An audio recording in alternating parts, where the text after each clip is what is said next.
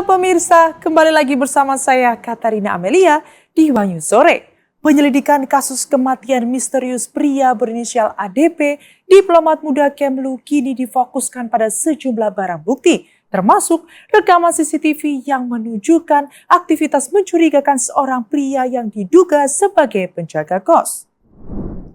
Informasi lainnya pemirsa, Uni Eropa kini resmi mempermudah warga negara Indonesia untuk mendapatkan visa Schengen multi-entry untuk kunjungan kedua. Kebijakan ini diumumkan bersama dengan tercapainya kesepakatan CEPA setelah negosiasi selama 10 tahun. Pemirsa, inilah Wanyu Sore selengkapnya. Kasus kematian misterius pria berinisial ADP, diplomat muda Kemlu, terus menjadi perhatian publik. Penyelidikan kematian ADP kini difokuskan pada sejumlah barang bukti termasuk rekaman CCTV yang menunjukkan aktivitas mencurigakan seorang pria yang diduga sebagai penjaga kos.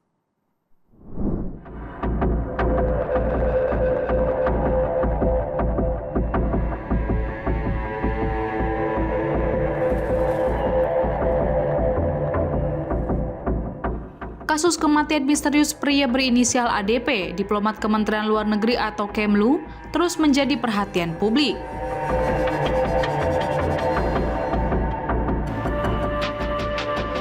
Diketahui ADP ditemukan tewas di kamar kosnya di kawasan Menteng, Jakarta Pusat pada Selasa 8 Juli 2025 lalu.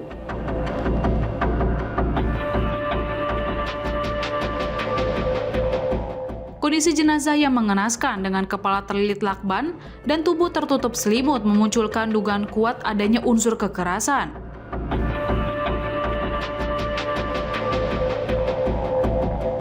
Lalu penyelidikan kematian ADP kini difokuskan pada sejumlah barang bukti, termasuk rekaman CCTV yang menunjukkan aktivitas mencurigakan seorang pria yang diduga sebagai penjaga kos.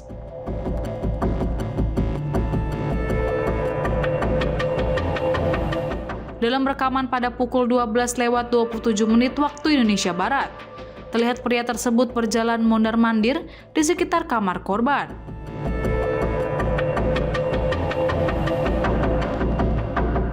Hanya mengenakan sarung dan memegang ponsel beberapa kali, terlihat melirik ke arah kamar korban.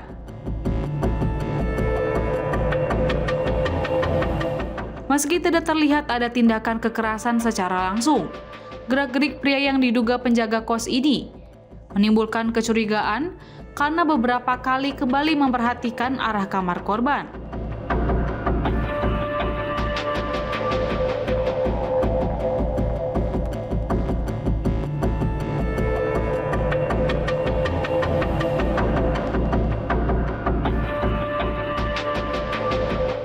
Pada rekaman kedua sekitar pukul 5:20 waktu Indonesia Barat, pria tersebut sudah berganti pakaian dan kembali melintas di depan kamar korban.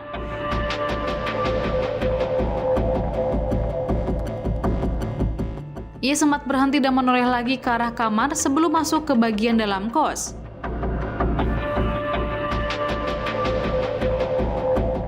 Di sisi lain, Polda Metro Jaya masih melakukan penyelidikan menyeluruh terhadap kasus ADP.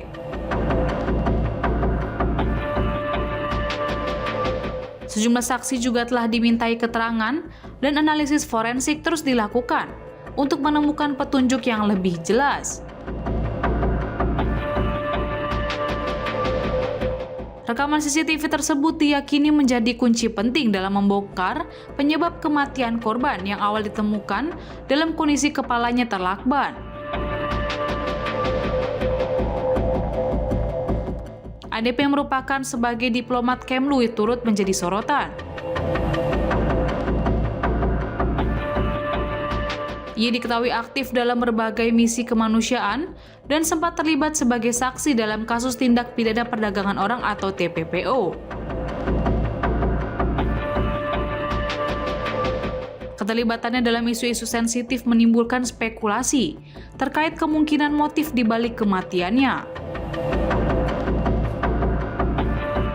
Publik hingga kini masih menantikan kejelasan atas kasus kematian misterius ini.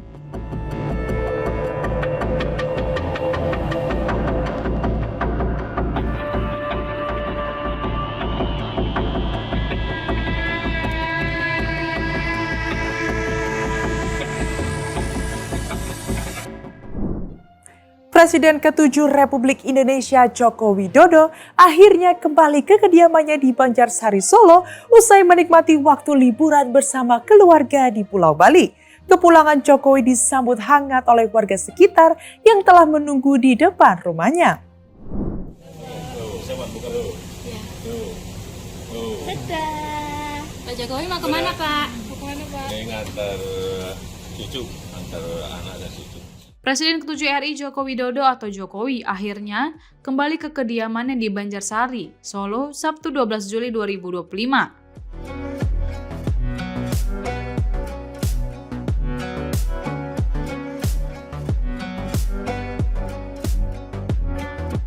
Setelah menikmati waktu liburan bersama keluarga di Pulau Bali selama lebih dari 2 pekan.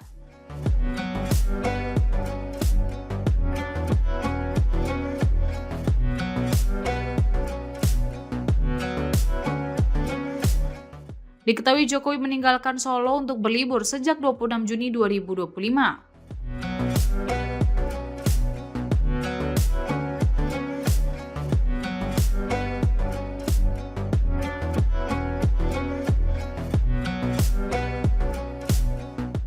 Dalam momen liburan tersebut, ia menghabiskan waktu bersama cucu-cucunya di sejumlah destinasi wisata di Bali, sekaligus memulihkan kondisi kesehatannya.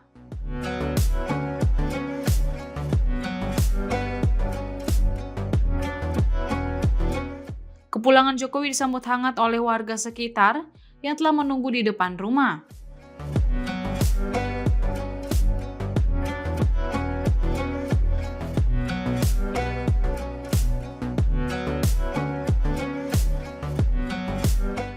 Ajudan Jokowi Kompol Syarif Muhammad Fitriansyah mengatakan mantan wali kota Solo itu liburan bersama cucunya.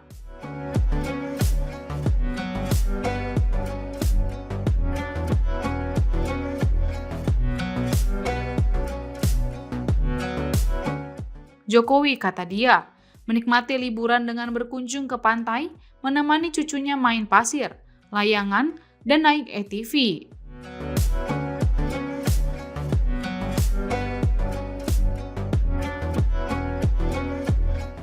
Video aktivitas liburan tersebut belum lama ini diunggah di akun Instagram pribadi Jokowi.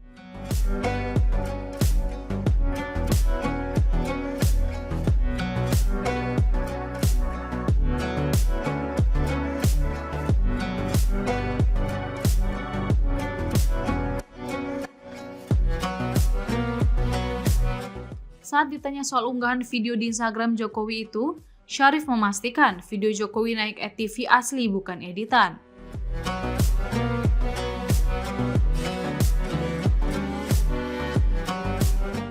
Dia juga memastikan bahwa video tersebut baru. Terkait dengan kesehatan, Syarif mengatakan saat ini Jokowi dalam kondisi sehat.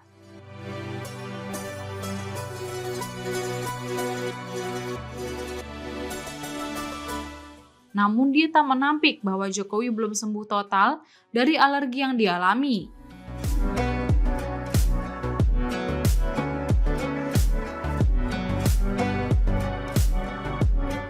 Selama liburan, tim dokter terus memantau kondisi kesehatan Jokowi.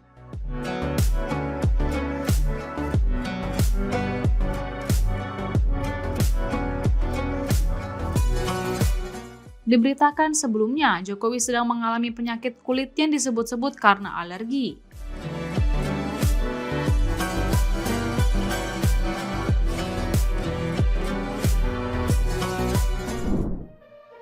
Penyidik Kejaksaan Agung menggeledah kantor PT Goto Gojek Tokopedia Tbk di Jakarta Selatan. Penggeledahan ini terkait penyidikan kasus dugaan korupsi pengadaan laptop senilai 9,9 triliun rupiah di Kemendikbudristek. Ya, tapi upaya hukumnya kan sebenarnya company di mana Pak?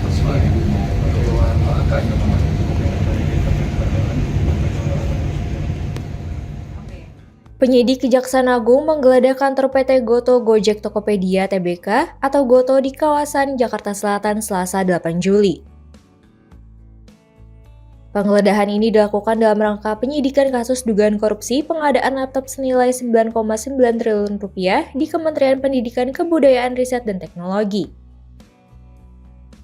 Kepala Pusat Penerawan Hukum Kejaksaan Agung Harli Siregar menyampaikan bahwa dari penggeledahan tersebut, penyidik menyita sejumlah barang bukti berupa dokumen dan bukti elektronik termasuk flash disk. Kejaksaan Agung juga menjadwalkan pemeriksaan lanjutan terhadap mantan Mendikbudristek periode 2019-2024 Nadiem Makarim sebagai saksi. Harli menyebut pemeriksaan akan dilakukan pada Selasa 15 Juli 2025 setelah sebelumnya pihak Nadiem meminta penjadwalan ulang pemeriksaan selama 1 pekan. Kemudian terkait hasil geledah kantor Gotoh, apa saja yang ditemukan pihak penyidik? Benar bahwa beberapa waktu yang lalu penyidik pada Jampitsus dalam penanganan perkara digitalisasi pendidikan telah melakukan upaya penggeledahan di satu tempat di wilayah Jakarta Selatan, yaitu di Gotoh, dan dalam proses penggeledahan itu berlangsung dengan lancar dan penyidik telah menyita berbagai dokumen dan juga barang bukti elektronik berupa flash disk. Nah, tentu kita berharap bahwa ada informasi-informasi yang signifikan dalam berbagai barang bukti yang sudah disita tersebut untuk kiranya dapat dijadikan sebagai bahan dalam rangka membuat lebih terang dari proses penyidikan ini. Kemudian apakah ada saksi lain yang merupakan bagian dari Gotoh yang akan dipanggil pihak Kejagung untuk dimintai keterangan, Pak? Boleh disebutkan siapa aja, Pak? Nah, saya kira bahwa ini kan baru prosesnya baru berlangsung. Tentu kita baru mendapatkan beberapa dokumen dan barang bukti elektronik. Tentu dalam kaitan ini maka penyidik akan melakukan pembacaan dulu, melakukan pendalaman dan kajian apakah ada pihak-pihak yang terkait yang dibutuhkan dalam proses penyidikan ini oleh penyidik untuk dipanggil. Jadi saya kira kita memberikan ruang waktu kepada penyidik setelah membaca, meneliti, mengkaji, mendalami berbagai informasi yang diperoleh dari proses penggeledahan dan penyitaan ini. Kemudian Pak, apa alasan Kejagung menggeledah kantor Gotoh? Apakah melihat adanya keterkaitan dengan korupsi Chromebook, dan apakah ada keterkaitan antara hal tersebut, Pak? Saya kira penyidik yang memahami secara substansial tetapi saya meyakini bahwa tentu penyidik melihat ada urgensinya ada keterkaitannya sehingga penyidik harus melakukan penggeledahan dan penyitaan di tempat tersebut. Saya kira begitu ya. Nadiem Makarim sebelumnya telah diperiksa untuk pertama kali sebagai saksi pada 23 Juni 2025 selama sekitar 12 jam. Usai pemeriksaan, Nadiem menyatakan bahwa kehadirannya merupakan bentuk tanggung jawab sebagai warga negara yang taat hukum. Kasus dugaan korupsi pengadaan Chromebook ini masih terus didalami Kejaksaan Agung, termasuk kemungkinan adanya keterlibatan pihak swasta dalam proyek pengadaan yang bersumber dari anggaran negara tersebut.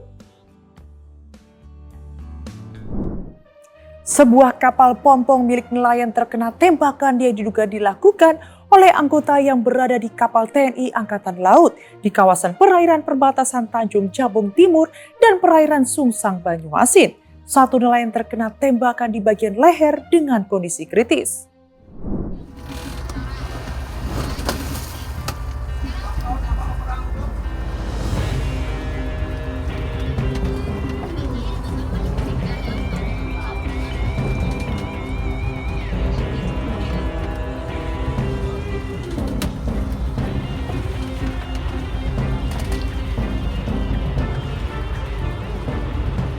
Sebuah kapal pompong milik nelayan terkena tembakan diduga dilakukan oleh anggota yang berada di kapal TNI Angkatan Laut di kawasan perairan perbatasan Tanjung Jabung Timur dan perairan Sungsang Banyuasin. Satu nelayan terkena tembakan di bagian leher dengan kondisi kritis.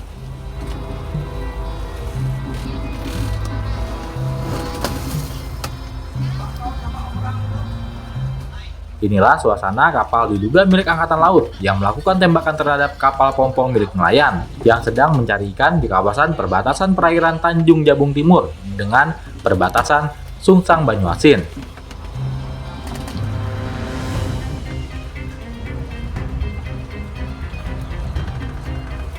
Peristiwa penembakan ini terjadi pada Sabtu 12 Juli 2025 sekitar pukul 13.00 waktu Indonesia bagian Barat.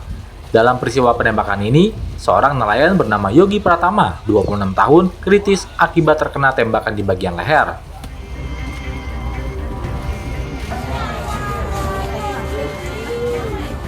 Sementara kapten kapal nelayan bersama rekannya berhasil selamat dan menyelamatkan korban serta membawanya ke rumah. Selanjutnya korban dibawa ke rumah sakit Al-Rashid di Palembang, Sumatera Selatan.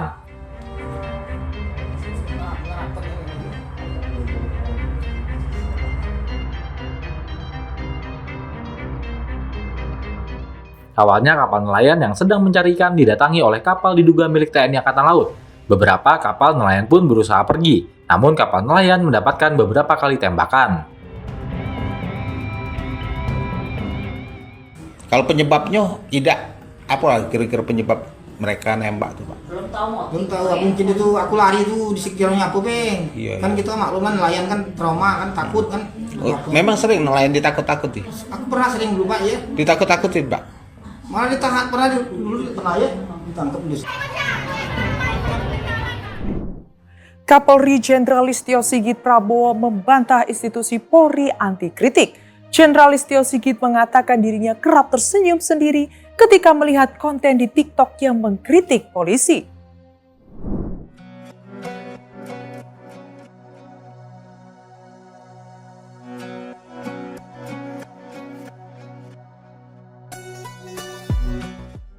Kapolri Jenderal Listio Sigit Prabowo mengatakan kerap tersenyum sendiri saat melihat konten di TikTok yang mengkritik polisi.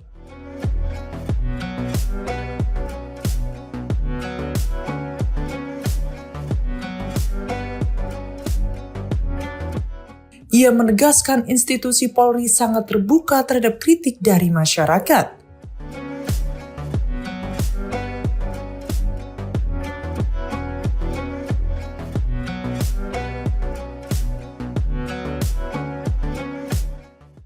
Jenderal Listio Sigit menilai kritik merupakan bagian dari evaluasi yang harus terus dilakukan Polri.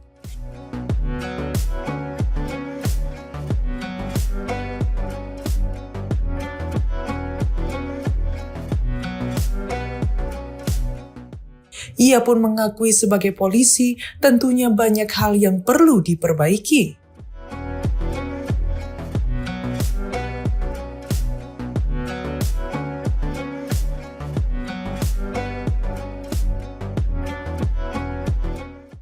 Hal itu ia sampaikan di sela kunjungan di pesantren Nurul Azhar Yayasan Tabung Wakaf Umat di Pekanbaru Riau pada Sabtu 12 Juli.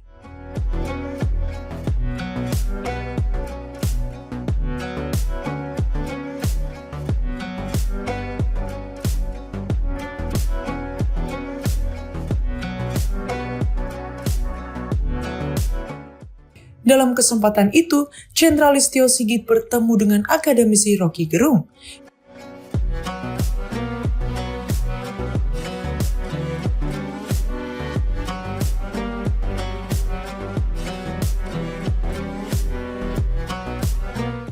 Ia mengaku bersyukur bisa terus menjalin silaturahmi dengan banyak orang dari lintas latar belakang.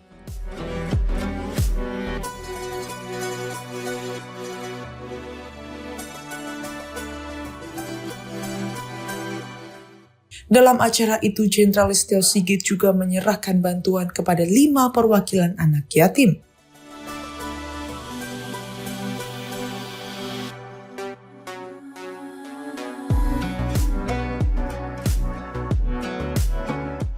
Santunan itu berjumlah 200 paket berisi tas sekolah, buku tulis, pensil, pulpen, rahutan, kotak pensil, penggaris, dan pensil warna.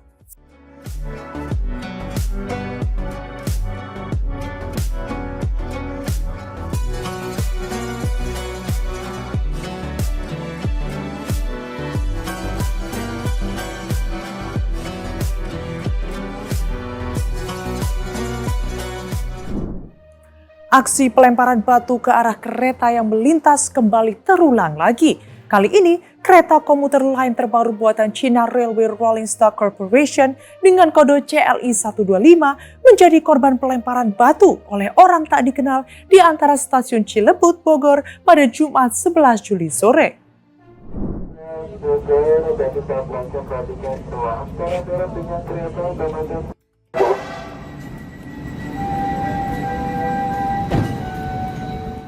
Aksi pelemparan batu ke arah kereta yang melintas kembali terulang lagi Jumat 11 Juli 2025. Kali ini yang menjadi korban pelemparan batu ialah komuter lain terbaru buatan China Railway Rolling Stock Corporation atau CRRC.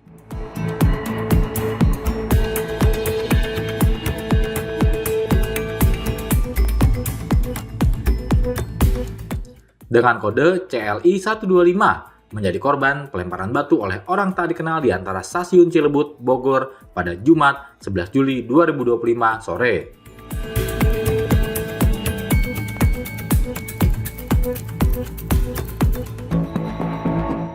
Insiden itu membuat pintu serta kaca rangkaian komuter lain retak hingga tak bisa digunakan selama 3 hari ke depan. Meski tak menimbulkan korban jiwa, namun insiden itu membuat pintu serta kaca rangkaian komuter lain retak hingga tak bisa digunakan.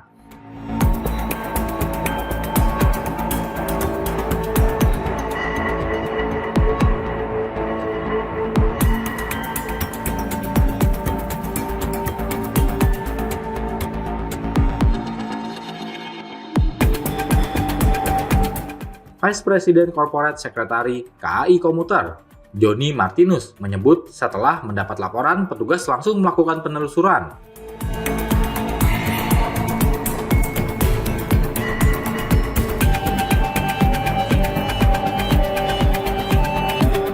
Serta berhasil menangkap terduga pelaku yang merupakan seorang anak laki-laki. Terduga pelaku kemudian langsung diserahkan ke polsek setempat untuk diproses lebih lanjut sesuai aturan yang berlaku.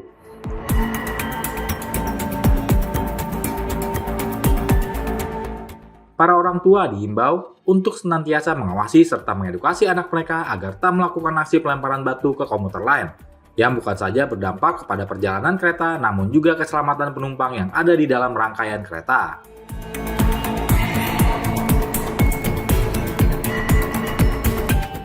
Tapi komuter sangat mengecam dan menyesalkan tindakan pelemparan batu terhadap komuter lain dengan seri CL125 yang terjadi di jalur antara stasiun Cilebut dengan stasiun Bogor pada kemarin hari Jumat tanggal 11 Juli 2025 sekitar pukul 16.05 yang mengakibatkan salah satu pintu kereta komuter lain mengalami keretakan, yaitu retak di sisi kiri kereta, sehingga butuh perbaikan sekitar 3 hari untuk dapat kembali kami operasikan melayani masyarakat. Setelah mendapat laporan, petugas pengamanan kami langsung melakukan penelusuran dan terduga pelaku berhasil ditangkap, seorang anak laki-laki. Selanjutnya, kami serahkan ke kantor polsek setempat untuk dilakukan proses lebih lanjut sesuai dengan aturan yang berlaku. Kami menghimbau agar para pemuka masyarakat dan para orang tua untuk selalu bisa mengedukasi warga, terutama mengedukasi anak-anak agar tidak melakukan tindakan vandalisme berupa pelemparan batu terhadap komuter lain, karena di samping bisa membahayakan perjalanan komuter lain, juga bisa membahayakan para penumpang yang berada di dalamnya. KCI tidak mentolerir semua perbuatan yang bisa mengakibatkan perjalanan kereta api menjadi terhambat dan bisa membahayakan keselamatan masyarakat, terutama pengguna kereta api. Uni Eropa kini resmi mempermudah warga Indonesia untuk mendapatkan visa Schengen multi-entry saat kunjungan kedua. Kebijakan ini diumumkan bersamaan dengan tercapainya kesepakatan SEPA setelah negosiasi selama 10 tahun. So I'm pleased to announce that the European Commission has adopted a decision on a visa cascade. It means that from now on, Indonesian nationals visiting the European Union for a second time will be eligible for multi-entry Schengen visa. This will make it easier to visit, but also to invest, to study, and to connect. In short, we're building a bridge between our societies.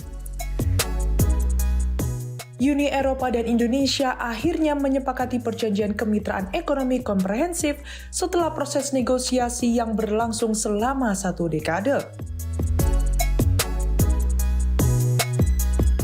Kesempatan ini diumumkan dalam konferensi pers bersama antara Presiden Komisi Eropa Ursula von der Leyen dan Presiden Republik Indonesia Prabowo Subianto di Brussels, Belgia pada 13 Juli lalu. Von der Leyen menyatakan bahwa kesepakatan ini merupakan langkah memperkuat hubungan bilateral di tengah ketidakpastian ekonomi dan situasi geopolitik yang tidak stabil.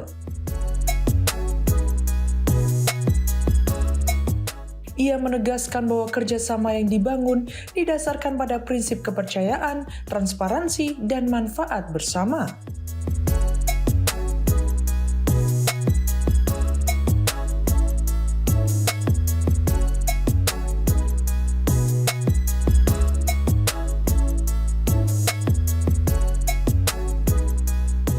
Selain perjanjian dagang, Uni Eropa juga mengumumkan kebijakan baru terkait visa Schengen.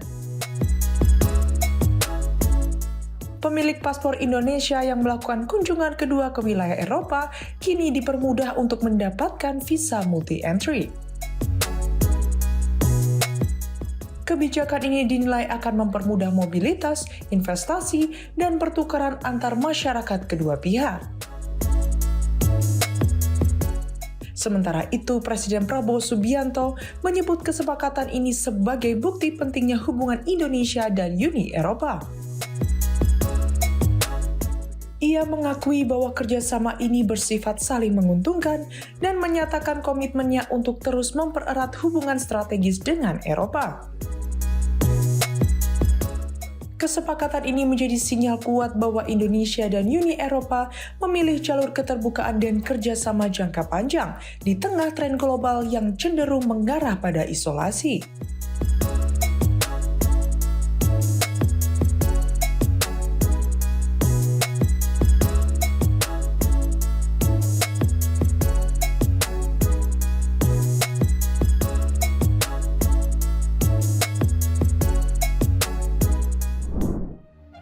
Demikian informasi yang dapat kami sampaikan pemirsa. Terima kasih telah bergabung bersama kami.